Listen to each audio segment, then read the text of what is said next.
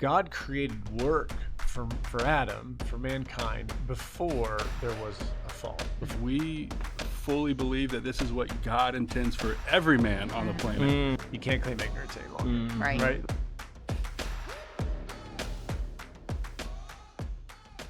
What's up, y'all? Welcome back to the Patros Podcast. As you can see, all of us are still wearing the same clothes because we're doing part two. Vicki's not. I changed. But while we're over here embracing biblical, healthy masculinity, we're going to be diving into some more topics with our special guest, Josh, and special guest, Vicki, and host of the hour, Jeffrey Ford. I like it better when you call me El Jefe. El Jefe. Okay, do that. So last time, welcome back, guys, for the second edition of our chat. If you didn't catch the first one, go check it out. We talked about missions, and before you're like, oh, snooze button, I'll come back the next time, we concluded that healthy masculinity includes a positive and active viewpoint in terms of missions. Like, we should be mission minded, primarily because Jesus told us to. So if you don't love Jesus, Don't have to go. you don't have to do it. You don't have to care. That's like this. If you don't stop scrolling, you don't love Jesus. If you don't go on a mission trip. Are we going to put a guilt trip on you? Maybe Maybe we so. will. A guilt trip with a mission trip. yeah. It's going to be godly sorrow. We'll though. let the Holy Spirit do that. Yeah, we don't have to. We're just throwing it out there. So we talked about, kind of best practices, what happens on an international mission trip, why you should care as a man, and shared some of our experiences. But we didn't get to talk a ton about our programs. And so I kind of wanted to start there.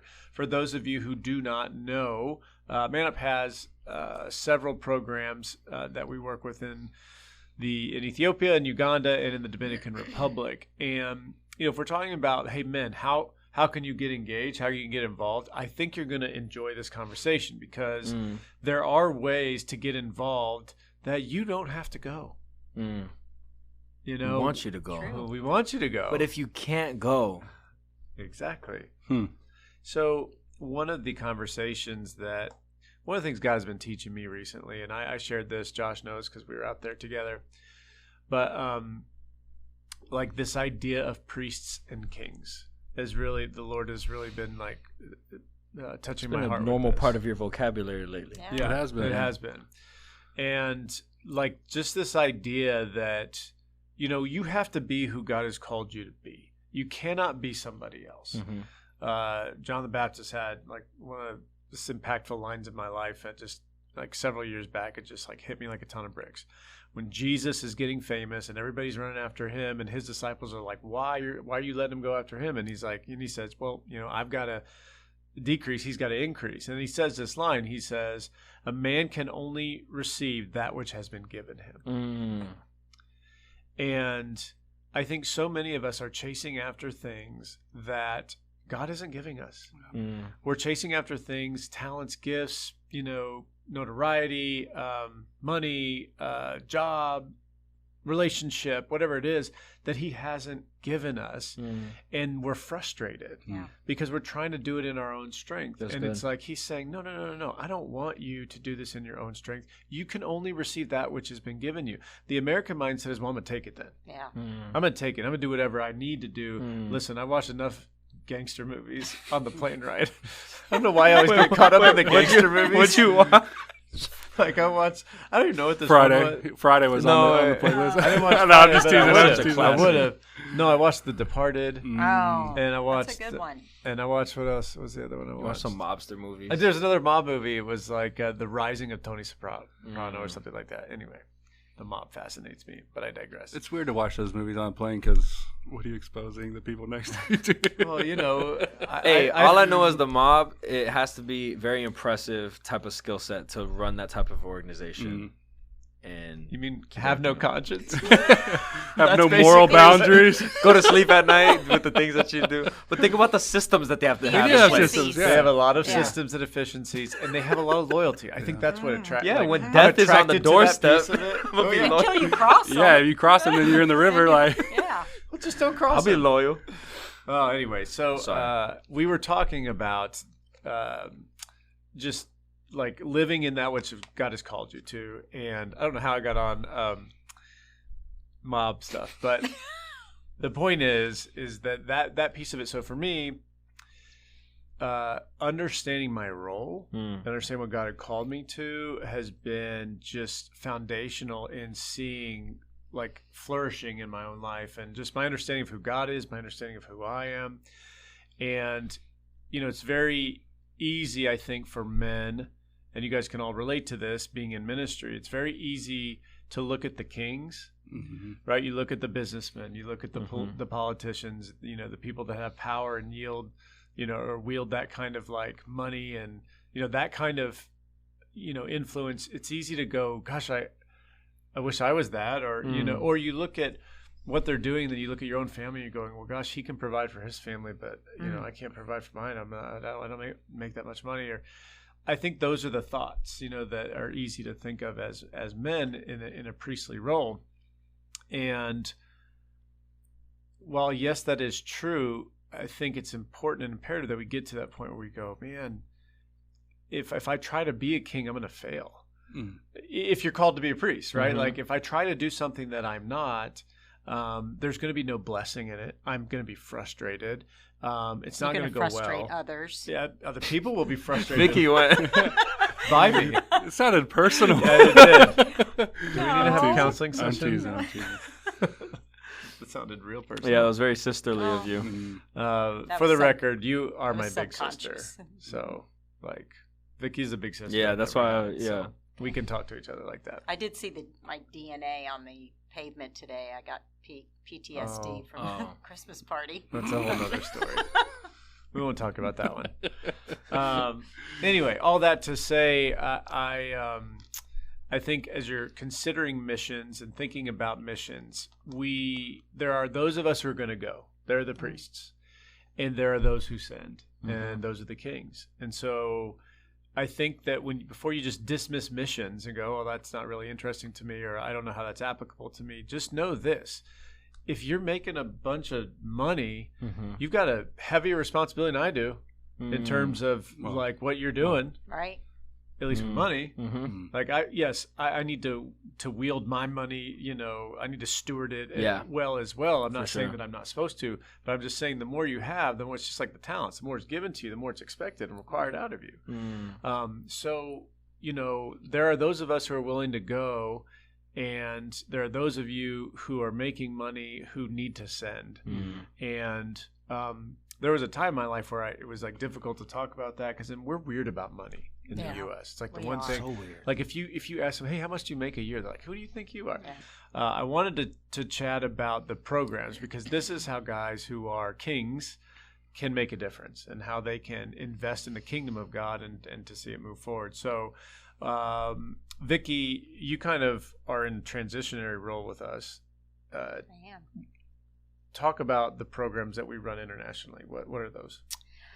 So currently we have a child sponsorship program, and we run those in the DR, and 2 in Uganda, actually 3. We have the AMP program, which is Authentic Masculinity program, in Uganda and Ethiopia. And then we do our mission trips. Yeah. So just ways that you can get involved. You can get involved short term. You can sponsor a child, or you can get engaged in our Authentic Masculinity program. And I want to start there. This is the Patros Podcast, and the whole point of the Patros Podcast is to realize there's this role that we play as a wisdom passer honor. That doesn't sound real legacy. I don't think that's going to make the reels that Maggie cuts up for us. But there's this position of where we have wisdom and we're to pass that on to the next generation. It's our responsibility. Correct. And so, that's all about discipleship. At the end of the day, the Patros Podcast is about discipleship and taking what we know about the world, what we know about Jesus, what the Holy Spirit has revealed to us in the Scriptures, and just the life experience that we have, and being able to pass on that wisdom to someone else, so that we're breaking this chain of generational fatherlessness. So for those who don't have fathers, who's telling them about this wisdom?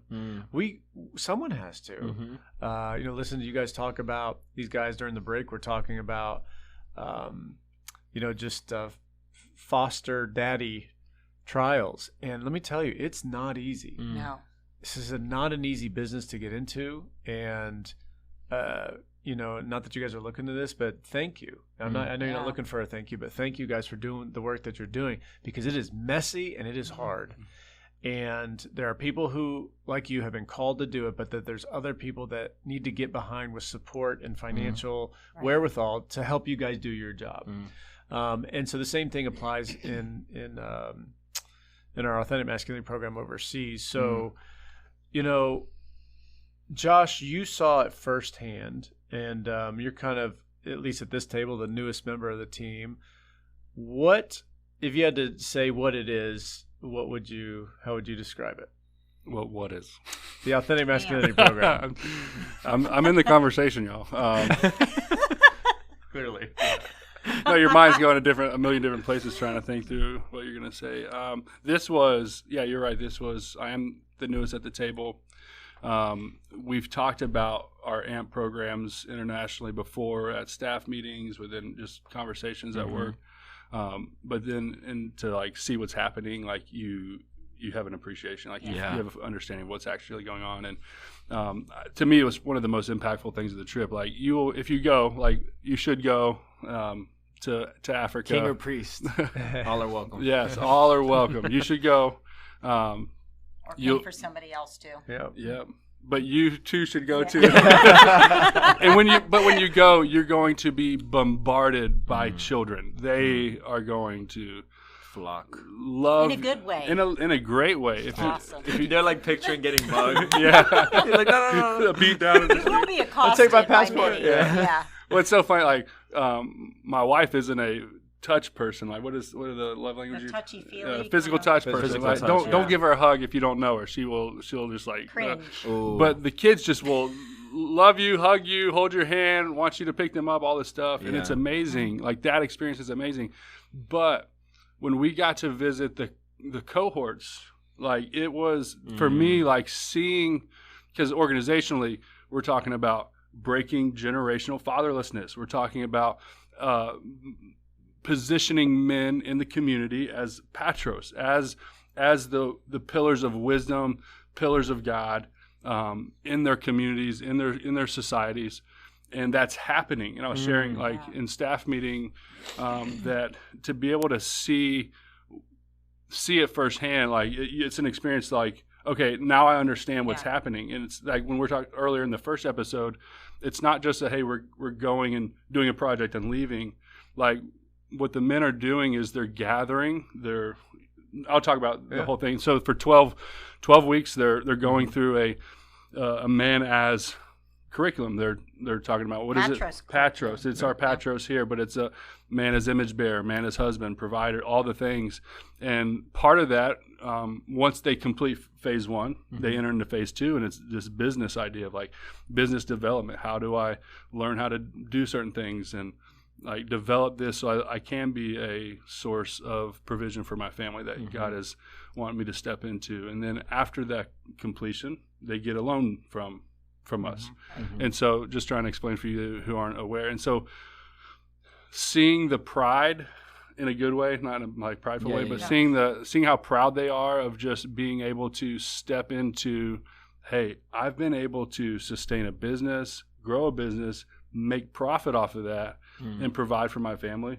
We're talking generationally, and sometimes especially here in the States, if it's not happening quickly, then it's not working. It's failing. If we don't see it right now, then we need to throw in the trash, regather, make a new plan. And I'm coming back from Uganda after being there. How many years? 12, 14. 2013 was my first trip. Yeah, 2011. 2011. So I go there and I see the fruit of what's happening from a decade of labor, wow. Not just from us. We're talking about Jeffrey, Pastor Andrew. We're talking about Pastor George, all those guys who have just been pouring into They're their in it men so every that day. they're building their men up to be gospel light in their community. Yeah. To me, that was like, it was just so world rocking to like see like that taking place. Yeah.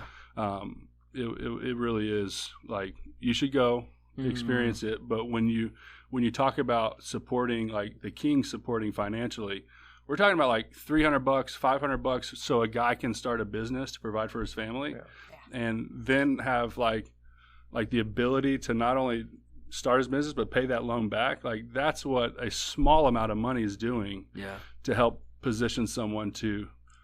And again, we're seeing just the immediate 100 years from now, if the Lord doesn't return, like what will it look like there from one or two cohorts in Palisa and Chibuku? How do you say it? Kibuku. Well, we say Kibuku. One of them said Chibuku. Well, like, so in 100 years from now, we're bragging about, there's 3 outposts of men just loving the Lord. But what's it going to look like? And I think that's when we talk about funding the kingdom, like honestly, like if like you're hesitant or you're selfish with your money, like God doesn't need it. Like, he says he loves a cheerful giver, and he will fund. Like we've seen his faithful hand of provision for Man Up, but like we miss out on the blessing of being a part of what God's doing. Yeah. And you typically too, wherever your money goes, that's where your attention's going to go too. Yeah. So you're going to want to see that. That's right.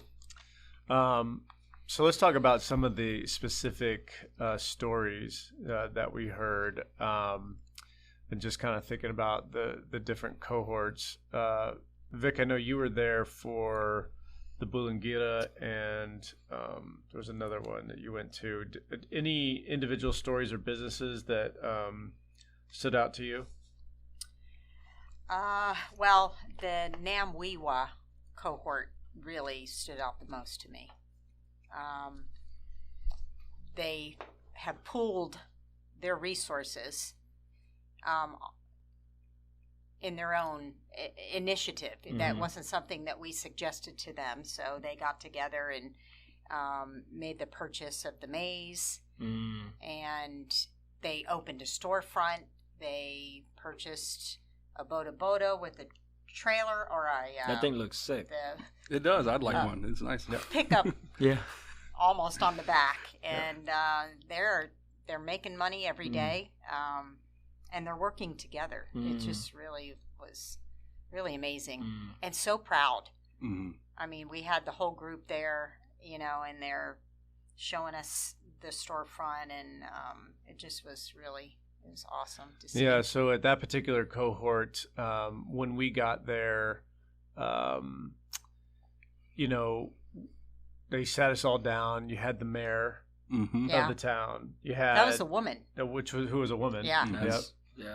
You had the council person of the district there. You had chairpersons from Man Up and past chairpersons. There, and so it was kind of a big deal. Like there was I would say probably 6-7 different speakers, and it was kind of like if you think of a political rally, it's kind of what it was, like where you just have a city council. Which is interesting that they're like a patriarchal society on some scales, but like leadership wise, they're pretty egalitarian with how they function, like females. Yeah, you have female in Parliament. Leaders. Parliament, female pastors. It's very interesting. It is interesting. Being a patriarchal in like nature, household, but not necessarily community. Yeah. Correct. And so we kind of went through that, and it was fun for our college, because we did this trip. If you didn't listen to the first episode, we did this trip with 41 or 42 football players. That was 37. My gosh. She got egalitarian. She wanted to kill me. She went 37. Get it there right. Were 44 people there. Roughly 40 players. Maybe a couple short. He's a sales guy. Let him. Sorry. 40 sounds way better than. Well, it's just a close number. Leaders too. Okay. Well.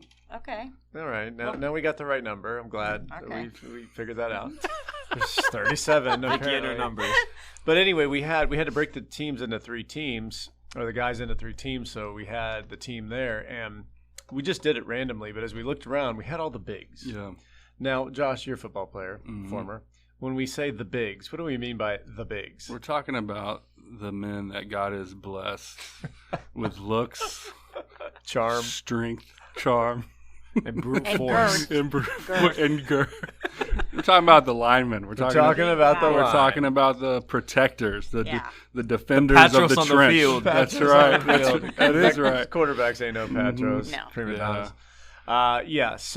So we looked around, and it turns out that on this team, there's only one guy under 220 pounds. Yeah. I mean, we had guys that were, 3 bills, and a lot of them were 260, 270, They must have 280. made y'all pay more for the plane flight.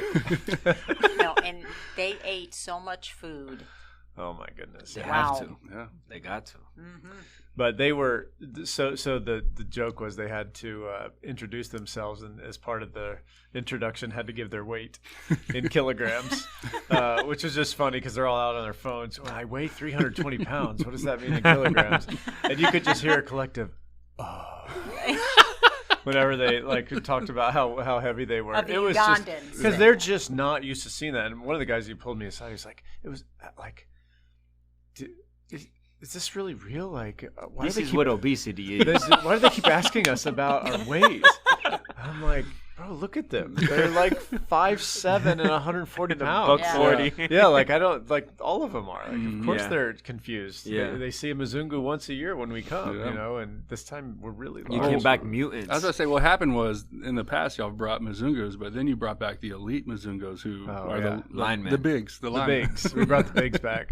So we do that, and then to Vicki's point, they take us and show. Now, what is incredible about this is why it's important for men, if you're listening to this, Christian men, like this is why we do this. There is a mindset, an inaccurate mindset about masculinity in Africa. And I would argue that it's the same way here in America as well, by the way. But there's some challenges that they face. And so like one of the lessons, and this is probably the most impactful lesson that they go through, is man as worker. And a very simple truth is that, if you look at the Bible, you look at Genesis 1 and 2, God created work for Adam, for mankind, before there was a fall, before he fell from grace, before he sinned, before we got thorns and thistles and pregnancy pains and all the nonsense. There was work. Yeah. In Africa, and I actually learned this time because I knew that they thought this generally, but there's actually preachers who will preach that work is a curse. Yeah. Yeah. So not just that they believe it in the culture, which I knew was true, But it's a doctrine. they're actually preaching it. And Any work. What's that? Not just hard work, but really any work. any work is a curse. Yeah. And so if something is cursed, why would you have anything to do with it? Yeah. Yeah. Right? You're trying to Makes sense. avoid it. It was funny because one of the guys was like, yeah, we thought work was a curse. Like my whole life I thought this. And then I realized, and so we would pray that God would bring blessing and God would give us provision. And then we realized we could just work for it. That is eye-opening. It's eye-opening. And so to have that mindset be totally flipped on its head, Yeah. that work God has given to us. And so not only that, but the idea of having a vision for the future. I think that's been one of there's a lesson, man is visionary. And what I have seen the biggest change I've seen is the mindset over these last 5 years since Man Up has been running that program, is the mindset of the men. And it's, again, we're not talking about changing them to an American mindset. We're saying let's both cultures, both sets of men. Let's learn from this. Let's be biblical men. Yeah. And what does the Bible say? Yeah. And so that was a visionary thing, because number one, to have all 20 dudes in the cohort say we're going to pool our money together, that doesn't happen. Think about that, trying to get 20 Americans to agree on something that you're going to do with money. Yeah. That's incredible in and of itself. Yeah.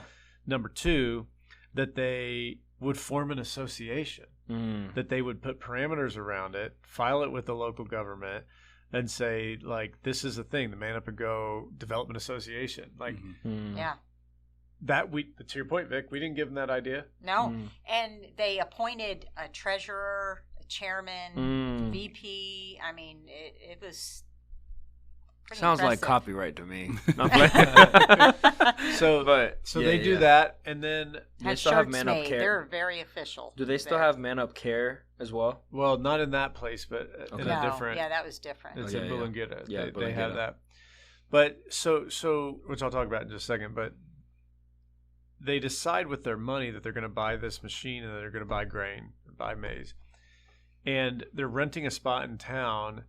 And they got a big old sign over it talking about the Manitoba Development Association. It was just all so surreal and so cool. But as Eleazar, who is the cohort leader there, he's talking about what they're doing with the grain, that they bought it for 800 kilograms when the season was everybody had food, there was harvest, and they packed it all up, and in about 2 months they'll be able to sell for between 1,400 and 1,600 per kilo. Yeah. That you're talking doubling your money. Yeah. And as he's telling the story, someone on our team was like, In a couple of months. Joseph, anyone? Yeah. Yeah. And so it's just real. This is like revolutionary. And for us, I think what's difficult, Josh, you mentioned it. What's difficult for us in the U.S. is we kind of think like this because I think we do have, despite what people want to say, there is a Christian heritage here and a foundation. And so, believe it or not, thinking that way in terms of a Christian, we want to work. We want to put, you don't steward eat if the you land. don't work. Yeah, there's all those aspects. And so there has been that benefit. So there are some good things that I think are biblical things that Americans do that these Ugandans can learn from. And they would tell you that. Yeah. They're, I think, socially aware enough, socially mature enough, emotionally mature enough to say that, yeah, we did need this. Yeah. So I thought that was an incredible That's good. win. Well, one of the other things that you helped us understand, too, is not just the business side of it, but do y'all want to hear more of that conversation? Well, you can by becoming a Patros subscriber. You'll get exclusive member-only content. Just go to the link in the description or go to the Patros website. Yeah, and when you become a subscriber, like what you're telling us is that you enjoy this content and you want to hear more of it. So every dollar that you give helps us do just that. So thank you again for listening as we just together go on this journey of embracing healthy masculinity.